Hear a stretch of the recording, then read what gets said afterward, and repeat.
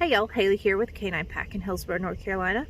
I was just reflecting on how much I'm doing with Brewer to address his car anxiety and car sickness, not in the car. Um, People come to me for all sorts of issues they're having with their dog. They're not getting along with housemates, or they are screaming in the crate, or they're blowing off recall, or they're having trouble in the car. Lots of issues, like people have an issue and that's why they come to training. It's rare for somebody to be like, hey, I want my dog to like know every command. But every dog that comes in learns all their commands.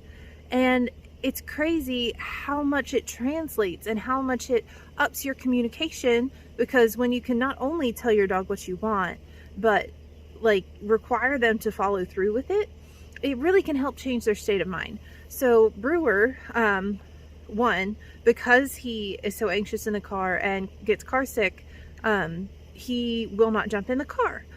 So we had to fit him with a prong collar, teach him pressure and release. Then I had to teach him to jump in the car. So we've got that far. The other things I'm doing is I taught him down. I taught him place. Now I'm teaching him a double down, which means not only do you have to lay down, but you have to put your head down as well.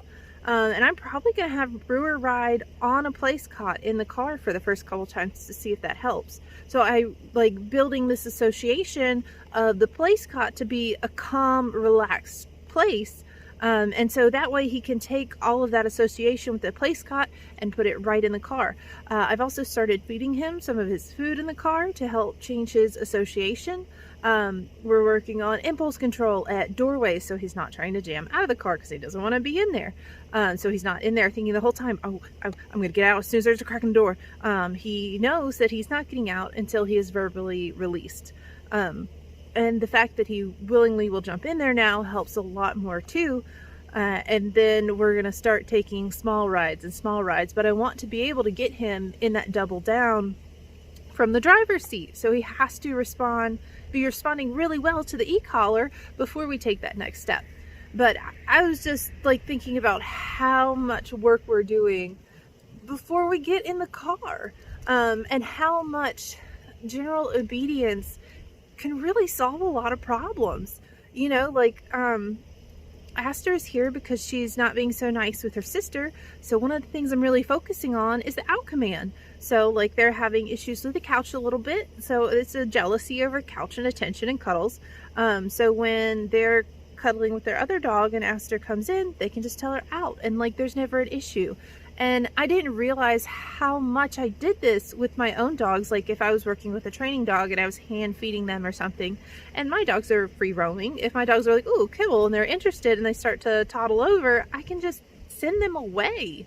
And it prevents so many things from happening just because I have that level of communication with them and the ability to follow through, and they know that I'll follow through. Just wanted to spend some time talking about how much general obedience can help with issues across the board. And when you have more communication in your relationship with your dog, you're just going to have a better relationship. And that's what obedience is. It's a way to tell your dog what you're looking for and what you want. So don't be scared of obedience, guys. It can be really helpful. Just some food for thought this morning. Thanks.